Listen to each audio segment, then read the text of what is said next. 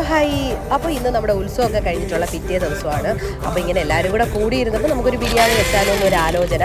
അങ്ങനെ ഞങ്ങൾ ചിക്കനൊക്കെ പോയി വാങ്ങിച്ചുകൊണ്ട് വന്നിട്ട് അമ്മയുടെ ചിക്കൻ കറിയാണ് കേട്ടോ. ഇതുപോലെ അമ്മ ആദ്യം ഉള്ളിയൊക്കെ വഴറ്റിയതിന് ശേഷം ചിക്കൻ ഇട്ട് വേവിച്ചതിന് ശേഷമാണ് പിന്നെ നമ്മുടെ മുളക് പൊടിയും മല്ലിപ്പൊടിയും ഇങ്ങനെ ചീനിച്ചട്ടിക്കകത്തിട്ട് എണ്ണ ഒഴിച്ച് കടു വറുത്തിട്ട് ഇങ്ങനെ ചൂടാക്കി എടുത്ത് ഇത് നമ്മുടെ ചിക്കൻ കറിയിലോട്ട് അങ്ങ് ചേർക്കും.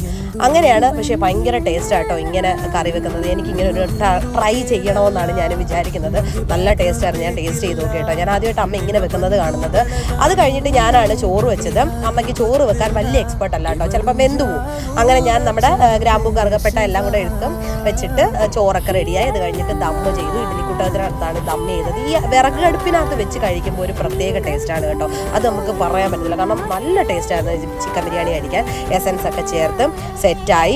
ലാസ്റ്റ് ആണ് നമ്മുടെ ബിരിയാണിയൊക്കെ റെഡിയായി കേട്ടോ. അപ്പോൾ അത്രയേ ഉള്ളൂ. എല്ലാവർക്കും ടാറ്റാ.